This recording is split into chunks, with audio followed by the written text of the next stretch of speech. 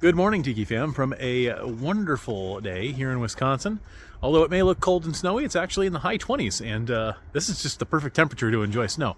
The only problem is the driveway is empty, so we're going to need to fix that. Wonder what we got.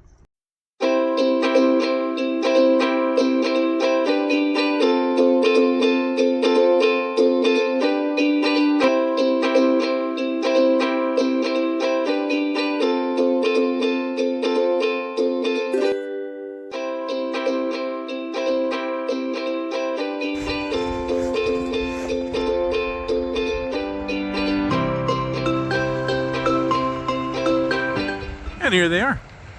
They're a little far away. We're gonna move them back into the driveway. So give me a minute. And much like the last two, these guys are pretty salt crusted and snow crusted. But man, they look good.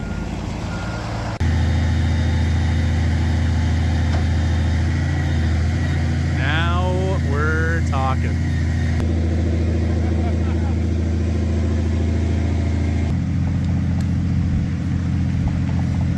And that is how you get two JDM cars off of a flatbed without a ramp.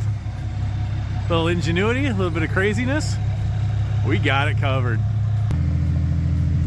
That should be good. We're here.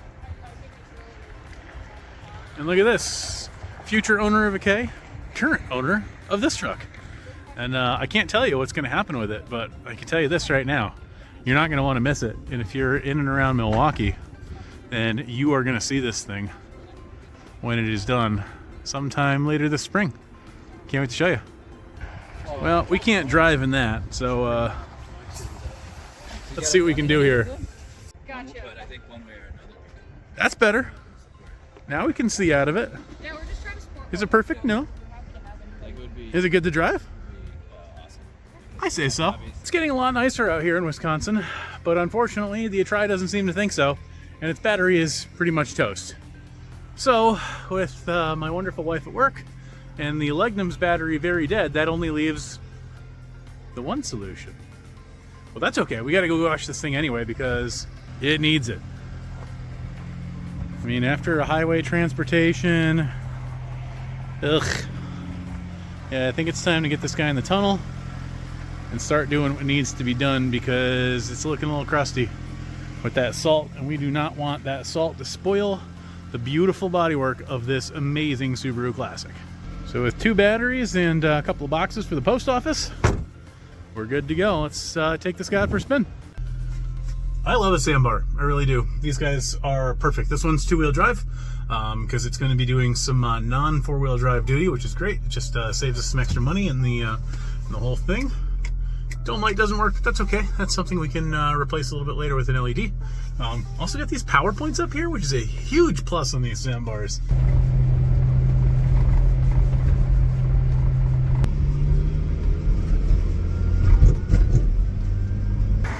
All right, stop number one, made without question. Doing real good for itself. The gears are super clicky, super notchy, and all things considered, pretty darn good. Stop number two, the battery shop of battery shops. Whenever I need any kind of batteries whatsoever, these guys have it. Brand new, recycled, whatever it takes, these guys have everything in stock and will help me out. So huge, huge, huge shout out to these guys.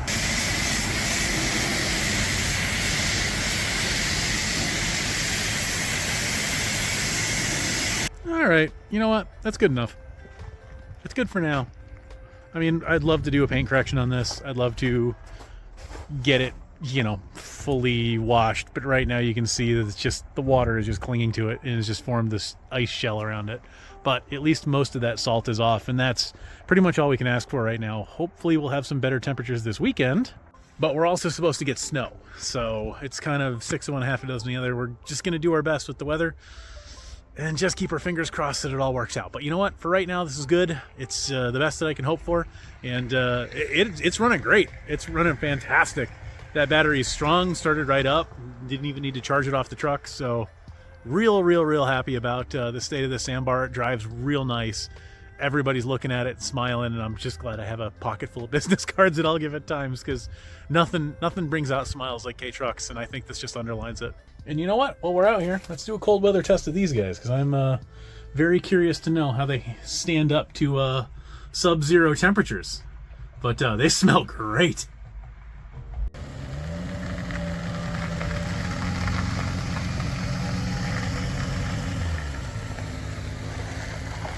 Another happy owner of a K-Truck. Driving away. Well, that's it for the Sambar Classic for now, but we have another car to look at that is still waiting on a battery. So let's take a look at it in the morning, because you're going to want to see this guy. What a difference a day makes. But then again, you guys know the drill. Wisconsin has been snow-coated since the day after Thanksgiving. Okay, let's get back to work. You know, it's not always this snowy in Wisconsin. I really do appreciate when it is this snowy.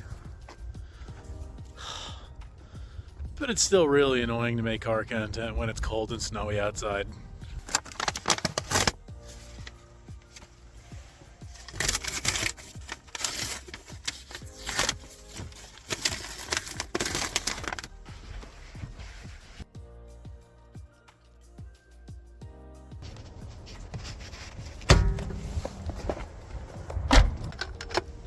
All right, and with that, this is complete, so let's spark it up. All right, heading back inside, we have quite the interior. First of all, it smells great, but over here we've got dual airbags of the era. We have climate controls that are settable. It's got a little mini screen, so you don't have to worry about a whole interface. We've got climate vents, we've got our clock. We've got our dome lights. No mirrors on the back of this, which is kind of strange. Maybe on this guy. Yep, there we go. Passenger's got a mirror, no lights. But then, of course, we've got our 5-speed shifter right here. This thing is meaty. Over here, we've got some sunglass holders, which is a Mitsubishi thing. I've never driven a JDM car from Mitsubishi that does not have sunglass holders somewhere. Ashtray, unused. Big glove box with the original sheet in it, which is awesome. And then down here, these are actually cup holders. Even though it doesn't look like it, you've got this little button that pops up, and then, surprise, you've got cup holders. And if that's not enough, you've also got this kind of multi-use center console, because if you push this button, you've got a nice big, you know, storage container in there. But if you press the other trigger, you've got a little storage compartment for bills or checks or whatever they have. And then back here, you also have a cup holder for the rear. So this folds flat under normal circumstances. You just give this a little tug, and then boom, your back seat has cup holders too, without having to put anything between the seats or mount it down here. So that's actually really nifty. Got stocks up here, just all the regular stuff. Over here, you've got your power mirrors, rear wipers, and fog light controls. And that's about it up front. It's not, yeah, you know, it's fairly Spartan for a car of the era. We've got this old single din over here, but we've got more than enough space for a double din.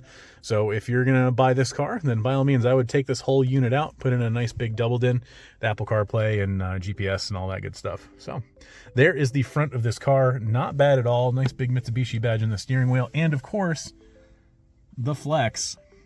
The Nardi badge on the steering wheel, which I desperately appreciate because it's just cool. And then looks like somebody installed some sort of a unit. Oh, this is the ETC reader. Gotcha. So, hey, that's right. We've got an ETC reader right here. Oh, and before I forget, we've got these little tweeters in the door, which is really cool. And then we've got power windows all the way around in this really wild 90s pattern that repeats throughout the car, which I am super appreciative of because that just looks fantastic. All right, let me take a look at the back first before we start it up. Into the back we go. We've got our big transmission tunnel back here because we've got four-wheel drive. Even with the driver's seat in the position that I'm driving in, I've got more than enough room. So even if you have 4 adults in this thing, there is room for days. In fact, I had to move the seat pretty far forward because the clutch is way back there. So I'm a little closer to the wheel than I'd like to be. But Mitsubishi does like to put things a little further away. Back here, we do got another ashtray, never been used, and then you can actually see what this cup holder looks like. So that's nifty. It kind of rests on the seat so it doesn't jostle around, which is kind of nice. Nice protective carpet back here. We've got one of these guys, so if you want to have some elbows down and ride in style, you're good to go. Power windows on all 4 doors. The only thing this thing does not have is a sunroof, but we do have these really nifty door lights over here. All things considered, this rules. Like, I really wish that I had something like this as my daily in addition to the van, because you could definitely haul around a couple of kids, week's worth of groceries, and a dog and not have any issues whatsoever. So super comfortable. Actually, it's like, look at this, like it is really sink into the seat comfortable. I wish I could have you guys feel this, but the seats are just, you just sink into these. They're awesome. So there you go, interior and back seat of the Mitsubishi Legnum. Let's do a cold start. All right, back up front. I really love that the stalks go on, or the pointers go on. Nice. The red lines go on before the gauges. That's a really nice touch. But all things considered, 99,000 kilometers and change. No warning lights on. Sounds fantastic. Red line at 780 kilometer an hour speed limit on there, which is awesome. And then here you go. You can see the climate controls in the back of my phone here, so you can actually just set this to whatever temperature you want. Fan speed, let's go about 25. It'll at least even tell you the outside temperature before. So there you go. It's getting a little warmer here in Wisconsin, but it's still very cold. You can turn it off, back on by pushing the button. Really nifty, and you can select everything from here. This is actually a really fun, very intuitive interface. Like, I've not played around with this, and just even on the fly you can figure it out in a hurry. So that's really well designed for Mitsubishi. But yeah, I think the next step is to take this guy out for a whirl. Heck yeah. Here you go. This is the bread and butter of this entire car. This is a 6A 13 TT engine. This was used in a couple of different things, but most notably here in the Legnum. Ultimately, it's a 2.5 cylinder with 2 very powerful turbos, and it's a beast. Absolutely a beast. But up front, we do have this factory Mitsubishi branded strut tower bar, which is awesome. Huge air intake to a very big airbox, all things considered. And yeah, big meaty turbos. Considering this was what we got here in the United States as the Mitsubishi Gallant. In fact, Japan got it there as the Gallant too, but the Legnum adds the long roof. So there you go. So that's the Legnum. The VR-4 part is the fact that it is a 4-wheel drive vehicle. The Type S gives us that twin turbo engine, and of course, that 5-speed stick. So all 3 of these elements are coming together to become one incredibly rare car. Now, from every bit of research I've done, there are a small handful of these things in the United States, probably fewer than 10. So having this here is a real treat, and I cannot wait to start driving this one around. Of course, it does have these nifty little fog lights up front and the kind of overhang. Let's just call it a little bit of headlight overbite. I really like that look. Of course, we got the BBS wheels up here, which look fantastic. I believe these are 15s or 16s. I'd have to measure. It's got a really interesting kind of like integrated spoiler trim piece over here, which is really nifty. There is no gap in between. Oh, I guess there is a gap in between. Look at that. Even though it doesn't really look like it, but that'll definitely create some downforce. And let me tell you, from the test drives that I've taken, it needs it. Plus, it's got a hefty exhaust back here. And you know what? As long as we're back here, let's take a look at the back of this thing too, because it's definitely worth taking a look at. Big heavy tailgate, But really, you've got a decent amount of room back here, and it's pretty immaculate, which is awesome. So first of all, you've got a couple of hidden cubbies right here and here, and right here. And you've got 2 more on either side, just to hide whatever it is you need to hide and stow away. Here's the cargo net for this. You've also got tie downs on either side. And then you've got quite the big space back here, including a set of jumper cables, which looks like rope of some kind, and the original toolkit. And then underneath this plastic bit, we've got our spare well and jack. And it's looking pretty darn clean back here.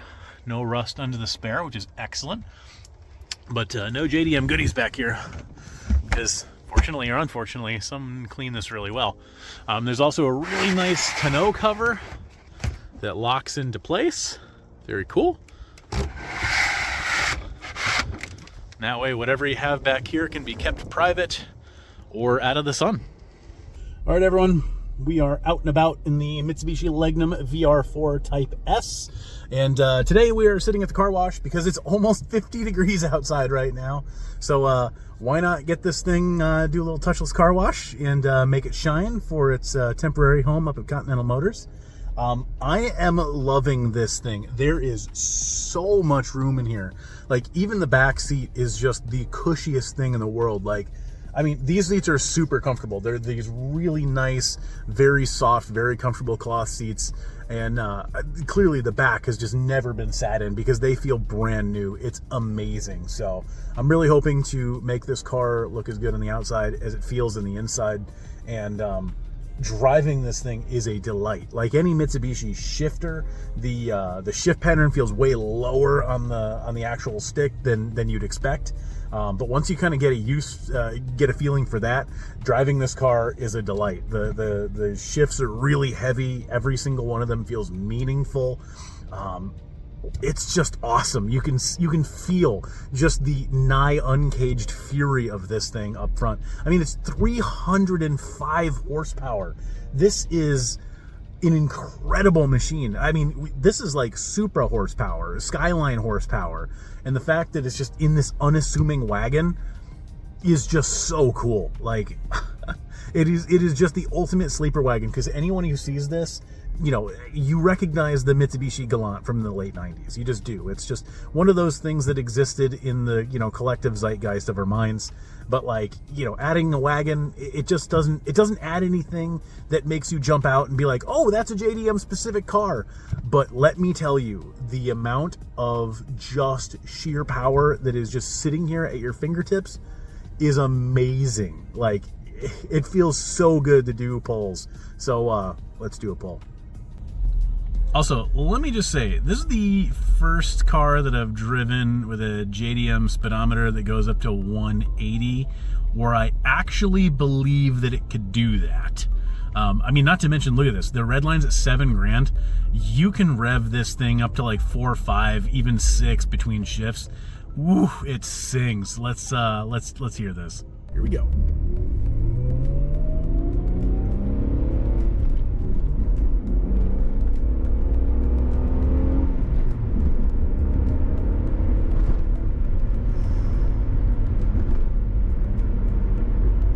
It's just dead silent too.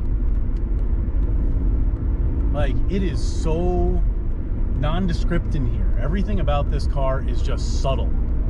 But dropping your foot, it is definitely not subtle by any stretch of the imagination, because when this thing goes, it friggin' goes.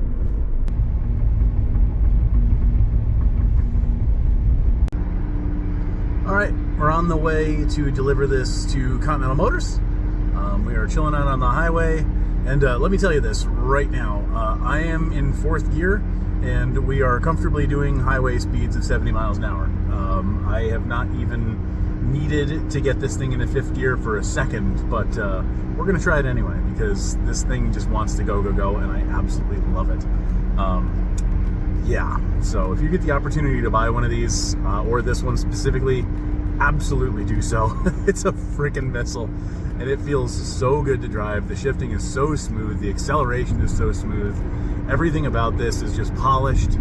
It's well made. I'm very, very, very impressed with this car.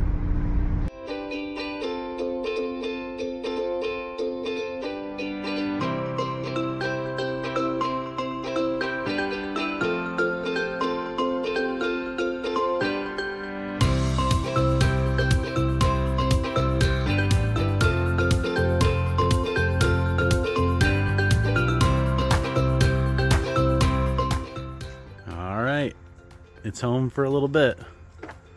Honestly, I'm not sure how long this thing's gonna stay here, if it's gonna sell right away, or if Jason's just gonna keep it for himself for a little bit. But after that drive, I wouldn't blame him if he keeps this forever, because this car rules. I won't tell you all the details about the drive up, but let me tell you, it was an exciting and extraordinarily fun drive, and if I could, I would take this thing home because it's just absolutely outstanding.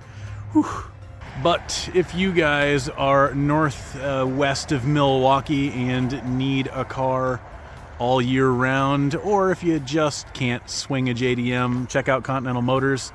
These guys have some really good stuff in stock, some rarities, some great dailies, some fun things. I'm surprised that supercharged Buick Lucerne is still there. Same thing with that Mazda 3 Sport down there, but there's a lot of good stuff here. Check them out online. You can find them right here off of Highway 60 in Hartford, Wisconsin. And they've got some awesome JDM heat, so check them out. I think we're going to call it here. There is a ton that is happening this week between new imports, which I'll be announcing shortly. And also, our Century is going to be arriving Friday-ish. So look forward to that, because we are going to do one heck of an overview on that guy. Going to drive it around and just experience the Japanese luxury. So stay tuned. There's lots more on the horizon. We'll talk to you soon.